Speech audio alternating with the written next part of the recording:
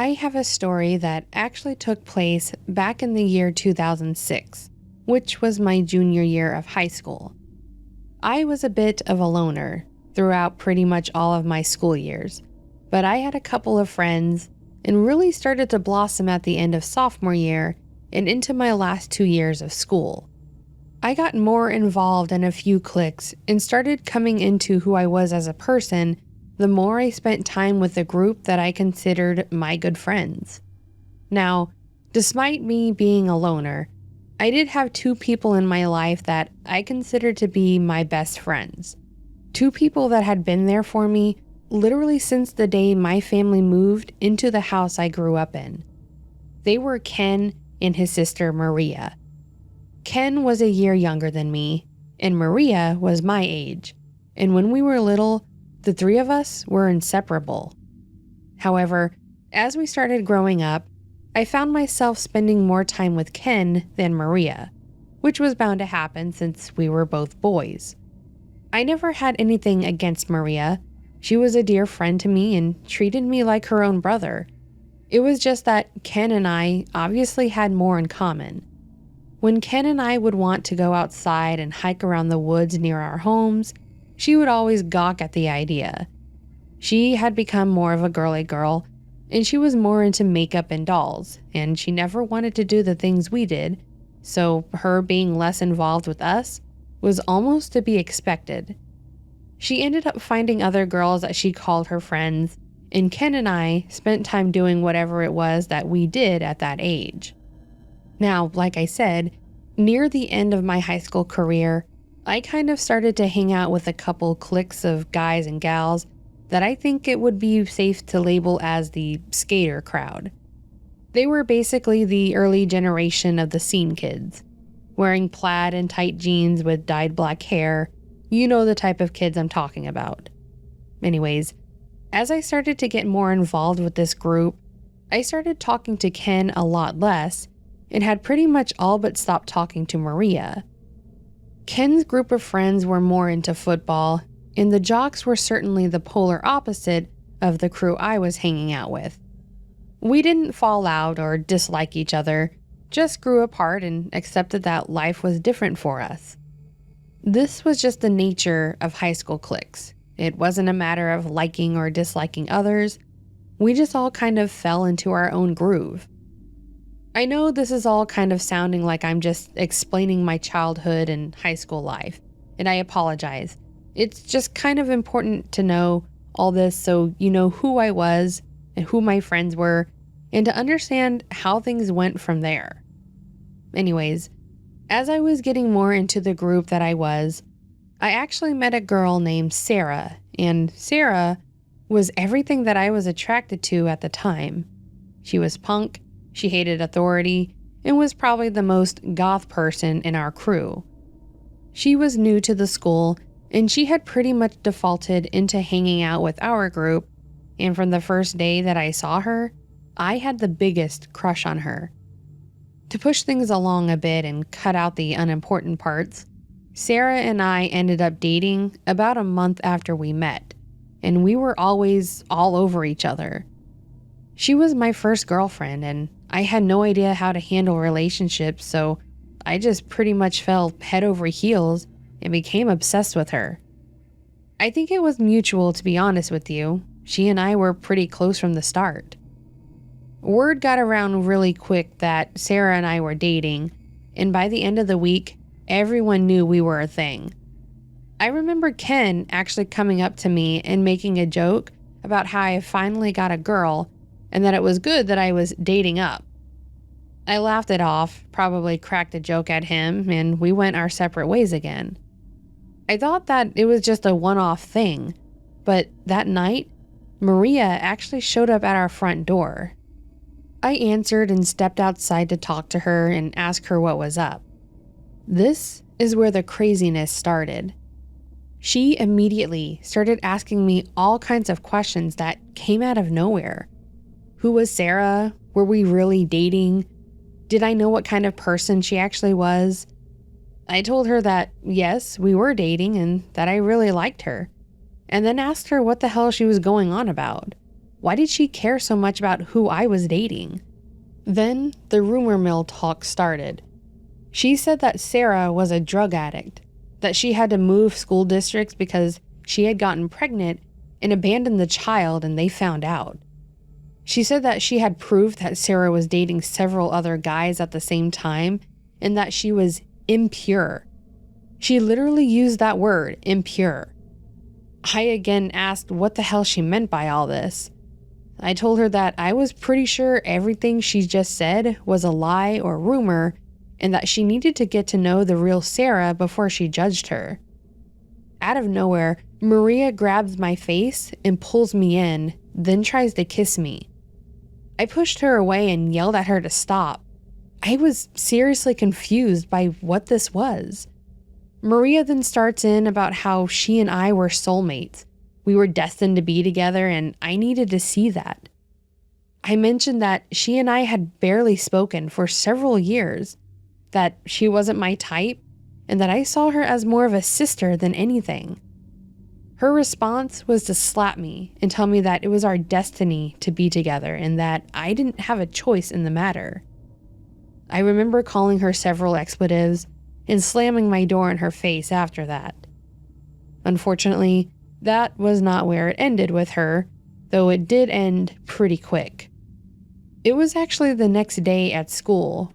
When I got off the bus and started walking up to the door, Ken walked up to me looking genuinely pissed off. My initial thought was that he was mad that I hurt Maria's feelings, but then he starts telling me something I didn't anticipate. Apparently, when Ken and Maria's mother dropped them off that morning, Maria ran into the school and went into hunting mode. She was on a mission to find and confront Sarah about dating me and to tell her that she was my soulmate.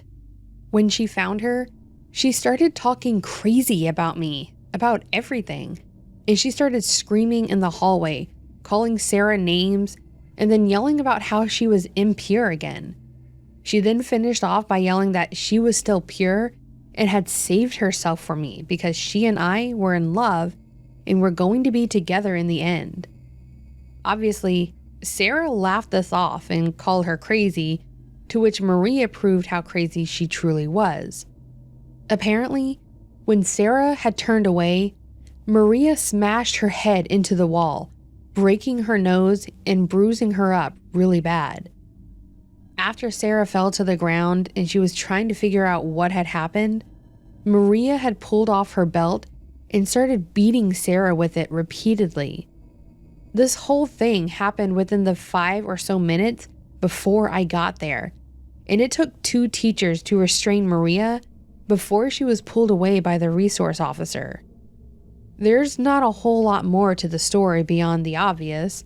There was a lot of chatter about how crazy Maria was, and people were looking at me weird, most likely because of what she was shouting about me. Maria ended up being expelled from the school, and I recall there being talks about her being charged for something due to how aggressive she was, but I don't think anything legal ever came of it.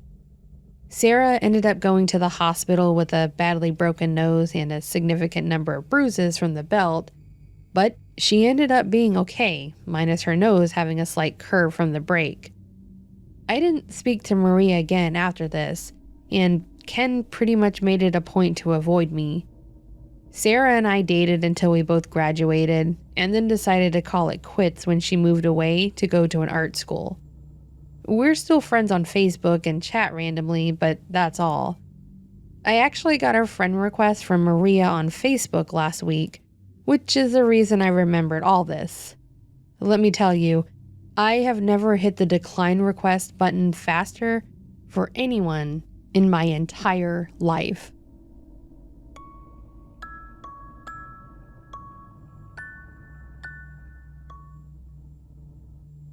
This is one of those stories that, honestly, causes me a good amount of mental distress. But it's also one of those stories that I need to tell, either to an audience or a therapist, to get out of my own head. This all happened back in high school. It was actually the 2nd semester of my junior year. I was a bit of a loner back then, and had never really had an actual girlfriend or relationship and was frequently teased by my friends for it. Like most high school guys, I had my crushes and girls that I wanted to get with, but none of them showed any interest in me. That was until I met Cheryl. Cheryl was, in the best way I can think to describe her, the goth girl in our school that no one else screwed with.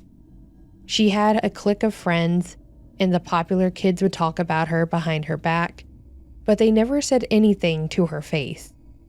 She and I had spoken some before, and she seemed like a pretty okay person as far as previous experiences with her went. Maybe a bit abrasive, but easy to talk to. I'll never know how it initially happened, but someone gave Cheryl my Snapchat name, and I know this because one night she randomly sent me a snap that was a picture of a dog, and it said something like, "What's up, loser?" I thought it was one of my friends at first, so I responded with a picture of my Xbox controller, said I was playing Halo, and asked who it was. I remember the person had their name set to something like Cherry Black instead of their real name. Immediately after, she sends me a picture of herself. I was legitimately confused. I had no idea why she was Snapchatting me. I think I replied with something like, "Wow, you must be pretty damn bored to have to talk with me," and a pic of myself, just in case she thought I was someone else. Then she replies and says, "No, I actually want to talk to you." We had a decent conversation over Snap, until I was too tired to stay up. She threw in her aggressive quips, calling me a loser every once in a while, making jokes at my expense, but honestly, I didn't mind. It wasn't anything my group of childhood friends didn't do, and she wasn't being malicious with it. From there, we actually spoke a few times at school, sat together at lunch, and started sitting by each other during American history, which was the only class we had together. Honestly, I think I was a bit in awe because she was actually a really cool person, and she became a really good friend over the couple of weeks that we got to know each other. Then, one day, I got a text from her that said, "Hey, you're my boyfriend now." I laughed it off and responded with, "Oh, is there a guy that you're trying to let down easy and you need a stand-in?" I didn't expect it, but she responded with, "No, I'm telling you that you're my boyfriend now, and I'm your girlfriend. We're dating now." It was kind of an odd way of doing things, but I also wasn't going to look a gift horse in the mouth. She was telling me that she and I were together, and that was that. Obviously, I thought that this was going to be some kind of messed up prank at first, but when I got to school the next day and saw her, she immediately started to make out with me, and I think it was then that I realized she was being serious. Again, she was obviously a bit more aggressive with it than I anticipated, but hey, I had a girlfriend. I was no longer a lonely loser. Things went pretty well for about a week. Nothing crazy happened, and I was pretty happy. Then, the first red flag came into the picture. I posted a picture on my Snapchat story of myself and my older sister. It was a completely innocent picture that I mostly posted for family and friends for the fun of it. About 10 minutes after posting it, I get a text from Cheryl with a screenshot of my Snap story and my sister's face circled in red, like she loaded the picture into the editor on her phone and drew circles around her. The picture had a text with it that simply said, "Who is she?" I replied, "That's my sister." She then responds, "What's your sister's name?" Sister in quotes. I was a bit taken aback by how aggressive she was being about a snap with my sister, but I relented and told her her name is Amanda. About 5 minutes or so later, she responds with "okay" and a smiling emoji. That same night, I got a random text from my sister that said something to the effect of, "Your girlfriend is so cute, you should have told me that you were with her." I asked her how she knew, and she responds by telling me that Cheryl had added her on Facebook and messaged her asking her if she was actually my sister. Obviously, I had a problem with this.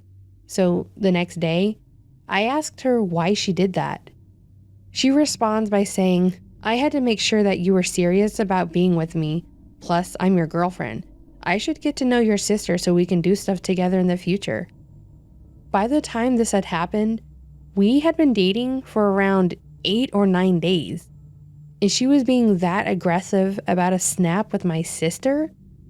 Again, this was my first girlfriend, and I was 17, so while this was a bit odd to me, I just let it go because maybe that's how relationships just were sometimes. Overall, things seemed to go all right for another few weeks. Then there was one day where I was at lunch and talking with my cousin Anne. Cheryl walked up to us and basically grabbed me and forced me into kissing her. It was kind of strange, but I didn't do much to stop it. Afterwards, I kind of just laughed at how awkward the whole thing must have been for Anne. I cleared my throat and then said, Anne, this is my girlfriend Cheryl. We've been together for almost a month."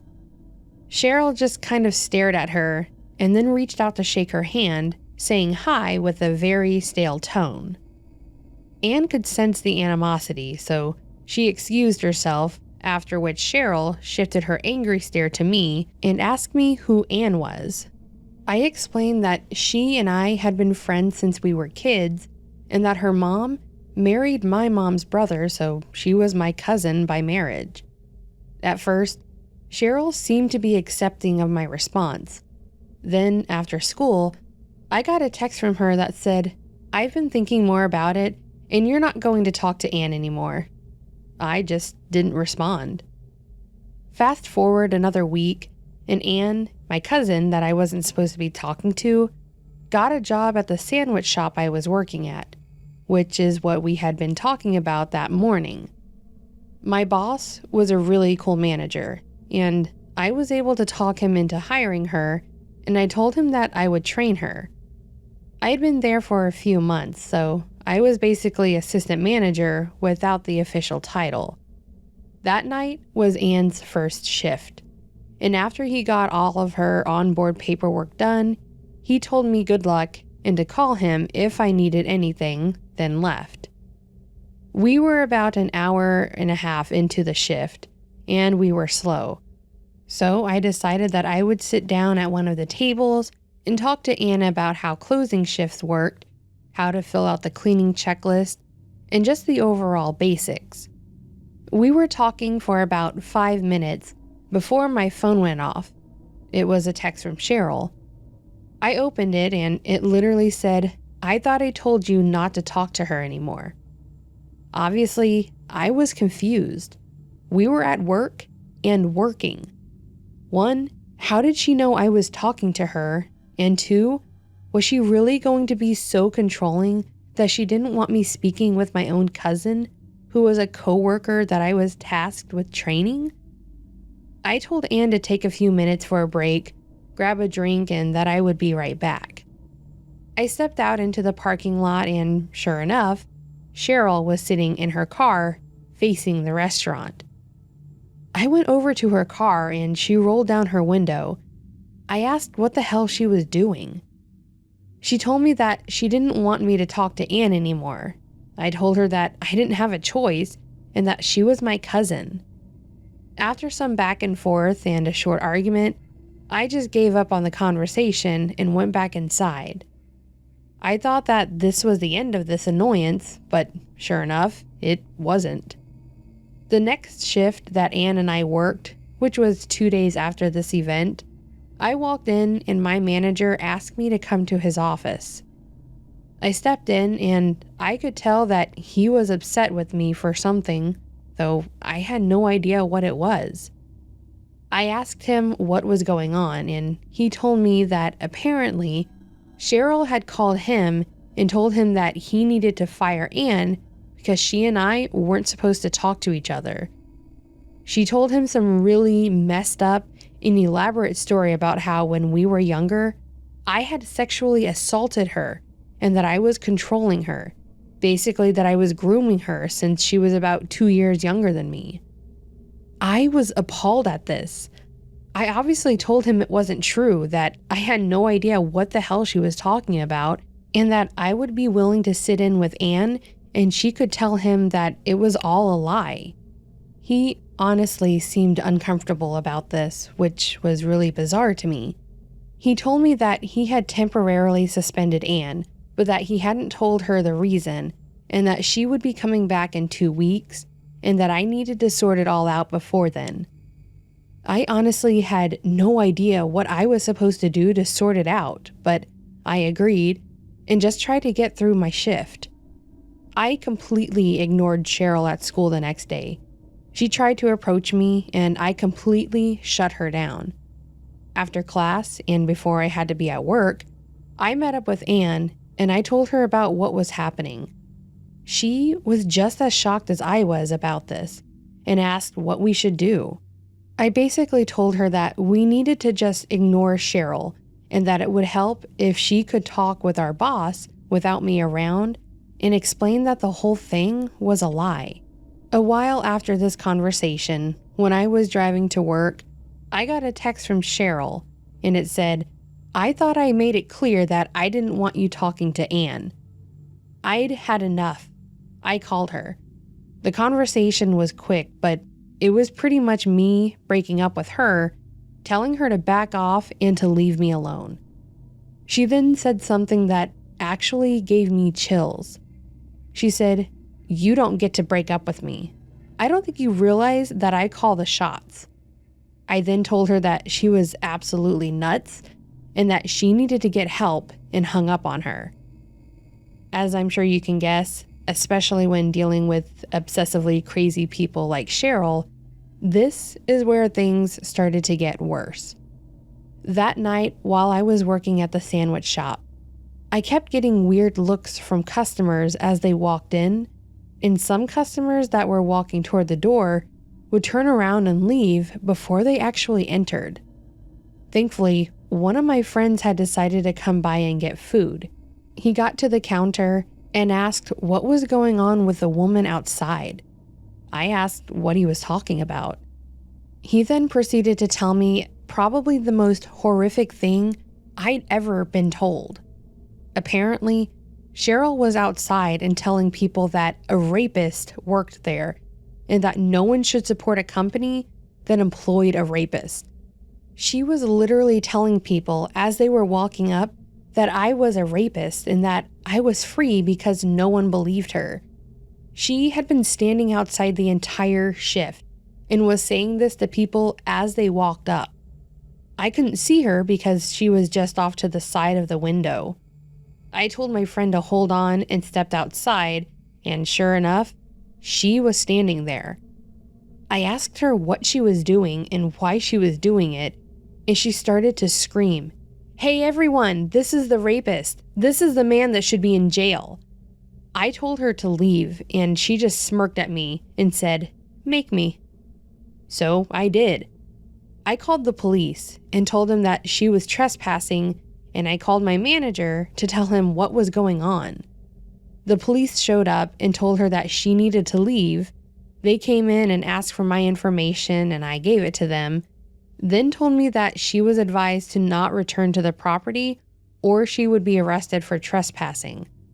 Of course, just because she wasn't allowed on the property didn't mean that she couldn't continue to do damage. It was a day or two later when my manager once again called me into his office. Thinking that I had taken care of the situation with Cheryl, I went in without thinking anything of it. When I got in, he had my file on his desk and a paycheck in an envelope, as well as the Google review screen up on his computer. He then proceeded to tell me that he was advised by the regional manager that he needed to let me go. I asked him what was going on. He then shows me the screen. The store's Google rating had been tanked, and there were a significant number of one-star reviews that mentioned the store was employing a rapist and that no one should support this business until they fired him. Some of them even mentioned me by name. My boss basically told me that while he didn't really believe the whole thing, it was bad press for the business and that he had no choice. His boss was telling him to let me go to fix the problem. In the end, I signed the document, gave them my hat and apron, and took my check. I think the hardest part of this was trying to explain to my parents why I had been fired. I had been working there for about a year at this point, and was probably the only person that had stuck around for so long. So to tell my parents that I was fired honestly hurt me. I had to tell my mother that I was being fired because my ex-girlfriend was claiming that the store was protecting a rapist and that I was the one being called out as such. I, of course, told her it was all a lie and that Cheryl and I were never even intimate and that she was just trying to mess with me. Obviously, they weren't really sure what to do, other than possibly call the police and have them sort it out, but really, I'm not even sure if she was committing an actual crime. None of the review bomb reviews had her name on them. She left the property when she was asked to do so, and unfortunately, there was a ton of plausible deniability on her side. My other thought was about whether or not she would be willing to lie to the police as well and have me arrested, then drag it all out in a horrible legal battle. In the end, I just told my parents that I was sorry this happened and that I would try to find another job. Obviously, they were telling me not to be sorry, but I honestly felt like this was my fault. I went to bed and just kind of sank into a bit of a low mentally. The next morning, I woke up to my dad coming in my room and asking if there was anything wrong with the car when I drove home from work the night before. We shared the car since he worked an early shift and was home by the time I needed it to go to work. I told him that everything was fine on the way home that night before and asked what he was talking about. He told me to come outside and see. I went with him and come to find out, both tires on the driver's side were flat. I was just standing there and staring at the car thinking that Cheryl had to have done this. I obviously couldn't prove it was her, but there was no actual damage to the tires. The air was let out through the valve stem, but I had this hunch that this was more of her trying to get to me. I apologized to my dad, but I also told him that I had no idea because all 4 tires were fine when I was driving home the night before. He believed me, but I think my face was showing that I had an idea about what had happened. A few more days go by. I'm basically just floating through the motions and trying to move forward with things when out of nowhere, I get called to the guidance counselor's office at school. I head down and they sit me down. Then the counselor tells me that they got a report that I was suicidal and that I had supposedly told one of my friends that I was going to bring a gun to school in order to do suicide by cop. I obviously vehemently denied this. It was nowhere near true, and I would never have said anything like that. He then told me that even though I was a good student, and even though I was denying it, they would have to send me home for a few days on suspension, and that they would have to go through my locker while I was gone, and that I would be required under policy to have my bag searched and walk through the metal detector every morning for a while, until they believed that threat was cleared. Once again, I was in a position where I had to explain to my parents what happened, since my mom had to leave work to come pick me up from the guidance office. I told her that Cheryl was out to get me, and that she was doing everything in her power to ruin my life. I think at first that she was a bit iffy on believing me, but then I literally burst into tears. And I think that may have been what hit it home for her that something was going on.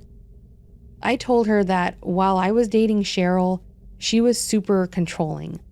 I told her about all the red flags, about how she flipped out on me for talking to my cousin, and how she freaked out when I had a picture of my sister on Snapchat.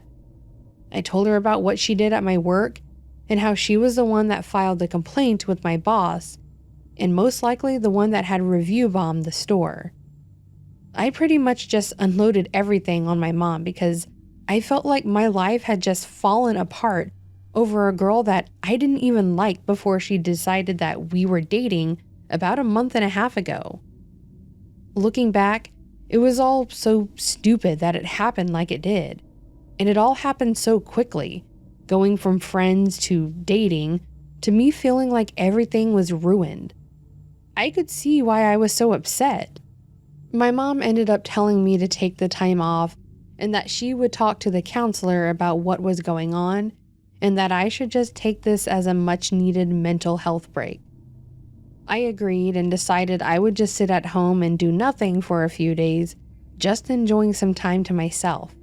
But first, for some reason, something in my mind told me that I needed to message Cheryl and try to get her to leave me alone. So that's what I did. I literally texted her and said, "Look, I know that things got complicated between us. I said things to upset you, but could you please just leave me alone and stop doing all this?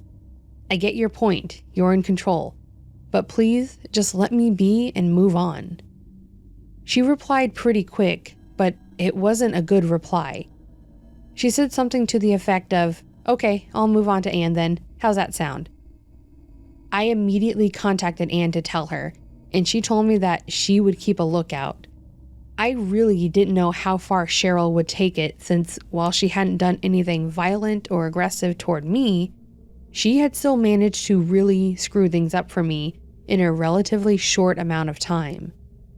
To be safe, I actually called my uncle and explained to him what she had done and that she was now targeting Anne, and honestly, this was probably one of the best things I could have done. My uncle, my mom's brother and Anne's stepfather, is a bit of a security nerd. He has cameras all over his property, and he knows how to protect himself. My warning actually put him on edge and led to what happened next. As expected, Cheryl started to go after Anne and trying to cause her problems. She started by trying to start a fight in school with her by talking shit on me. Anne just told her that she wasn't listening and walked away. When Cheryl tried to follow her, Anne made it a point to walk toward one of the security guards and stand there, knowing that Cheryl wouldn't do anything. There were a couple other things that she tried that I honestly cannot remember, but it's not really important. It's more important to know that she spent a few days trying to make Anne's life hell, and Anne wasn't letting it happen. Then, Cheryl made a huge mistake and decided to escalate. The night it all ended, Cheryl had decided that she was going to try to throw a brick through the glass pane on the front door of Anne's house. Unfortunately for Cheryl, when she decided to do this, my uncle was in the garage, and in the garage, my uncle has a screen that connects to all of his security cameras, so he saw her as she was walking up. He was already walking out the side door when Cheryl threw the brick. He watched her do it and was less than 20 feet away from her when she did it. My uncle, being the guy he is, immediately drew his gun and told her to get on the ground. He's not a police officer, but he is former military, and he's the kind of intimidating that you don't want to mess around with. From what I was told, as soon as she saw the gun in my uncle's hand, she immediately got down on the ground and just stayed there. Apparently, he had scared the hell out of her, and she was terrified that he was going to shoot her. From there, Anne called the police and they came. My uncle told them what happened and showed them the camera feed. Cheryl was arrested and subsequently charged. I wish there was more of a happy ending for me, but there really wasn't. I didn't get my job back. I went back to school and went through a month of being searched every single morning. After that, I moved on and just stuck to myself and those I knew were close, like Anne. Honestly though, I didn't really mind that things didn't go back to perfect for me. Cheryl got caught doing something that was super illegal, probably got the scare of a lifetime from my uncle, and I honestly hope that this was the point where she decided to turn her life around. I have no idea what happened to her, and I don't want to know. I just hope that Cheryl and I never meet again.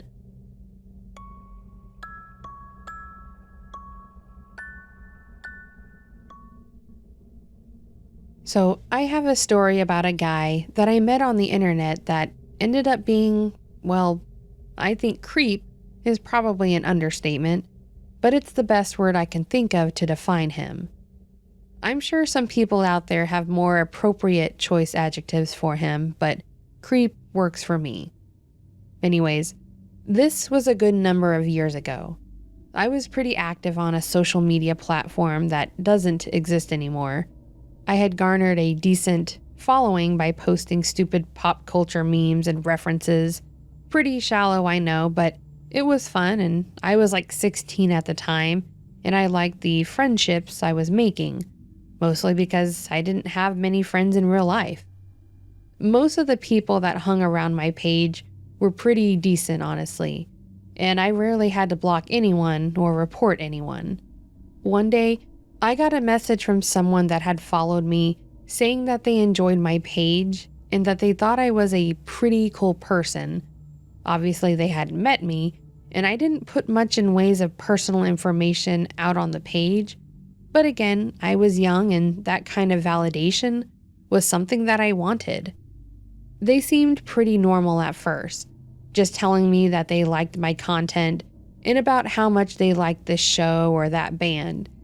It was a pretty normal conversation for the most part. And then they followed up with a pretty common ASL, which for those that don't know is age, sex, and location, asking for information about me. I told them I was 16 and female, and then said I didn't really want to give out my location. The other person said they were 19, male, and that they lived in the same state I actually lived in. Obviously, he didn't know that, but I was a bit irked to see that he did put that he was in the same state. He didn't push me at all to tell him where I lived, so although I was a bit, I said irked earlier, but I don't know if that's the word, I still talked to him because he didn't know I lived in the same state. We talked every once in a while, just chatting about whatever, mostly him telling me about the movies and things he liked. Then, out of seemingly nowhere, he started hounding me and asking me for more information on who I was and telling me that he loved me. I told him that he was being a creep and that if he didn't stop, I was going to have to block him. Then he threw out, "Go ahead and block me, Katelyn, if it will make you feel better about yourself." I was sufficiently freaked out because I'd never told him my name, and there was no indication that my name was Katelyn on my page. I immediately blocked him. The fact that he knew my name told me that he had somehow gotten information on me, and I wasn't going to risk him being a creep even more than he already had. But of course, if that was the end of it, this would be a rather boring story. And this was certainly not the end of it. I thought that he was just going to go away after being blocked, but he was just getting started with me apparently. The next day, I got a DM from an account that had literally no information associated with it. To the best of my knowledge, this site required information like a name and such, but the name was blank, the picture was plain white, and the description on the account was "not done with you yet." I knew right away who it was going to be, and I wasn't surprised when I saw that the message was, "I have something for you." I stupidly said, "What do you want?" And he responded with an incredibly inappropriate image. I won't describe it, but one can guess what it was. I blocked this account too, but it didn't matter. Every other day, he was messaging me with gory images, pictures of himself naked, and other various disgusting images. It hit a point where I ended up logging off my account entirely and just basically forgetting it existed. For about 2 weeks, this was sufficient enough to stop him from being able to harass me, until I checked my email one day and saw a message from an email address that was just random characters. Sure enough, when I clicked that message, I knew it was him. The message was a picture of me from the prior year's school book. It had my first and last name, home address, school address, and another very disgusting photo of part of his body. This was where I knew I had to end this. I needed to get someone else involved. I ended up bringing it up to my mom, and I was a bit slow with explaining it, but after a while, I basically just put it out there that this guy now knew where I lived, went to school, and had my full name and picture. I showed her the email, and she told me that we needed to tell my dad, and he said that we needed to take it to the police. Thankfully, the police did take it seriously because this was a fairly credible threat, and he was sending adult content to a minor. We ended up making the report. My parents basically told me that I wasn't allowed to use the computer anymore, and they informed my school of the situation too.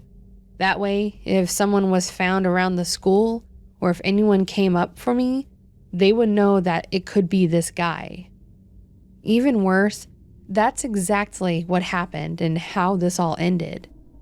It was about 2 weeks later, and there was an announcement over the intercom that the school was going on lockdown and that all the students needed to remain in the classrooms. We were all a bit curious and scared. This was the early 2000s, so it wasn't a common thing to have to go through these kinds of things. After several hours, they announced that the lockdown was over, and then my teacher got a call and they asked me to come to the office. When I got there, my parents were there, and I had to sit in with them, the administration, and the police to discuss the situation. Apparently, this guy had come into my school and told the front office that he was my Uncle Ronald, which was my uncle's name, and he was an emergency contact for me, and that he was there to come get me out of class for the day because I had a doctor's appointment. Thankfully, the front desk knew my uncle and had his picture on file on the computer, and this guy was not him.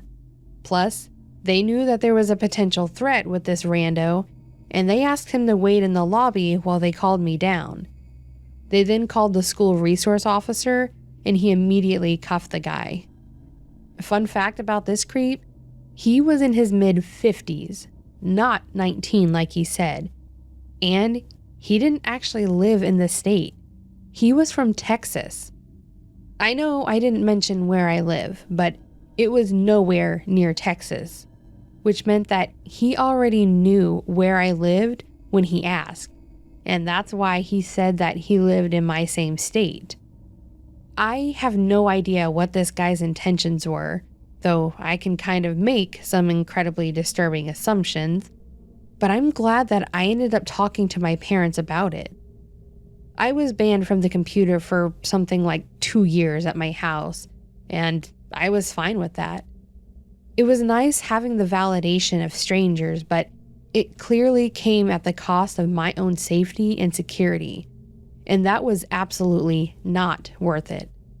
In the end, he went down for a number of things, including for the content he had on his hard drive, and I don't think he's going to be getting out of prison, ever. I'm thankful for that because I never want to meet him, ever again.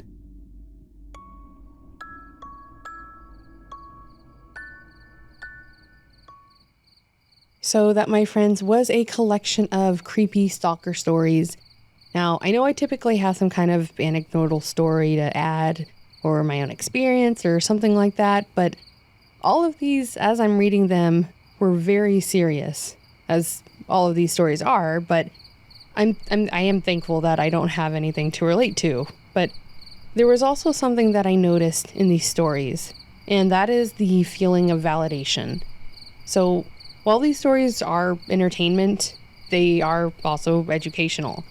I know that a lot of us want that feeling and validation or something similar, but please don't ever feel like you need to put your happiness on the back burner or even your safety and your well-being in order to get that.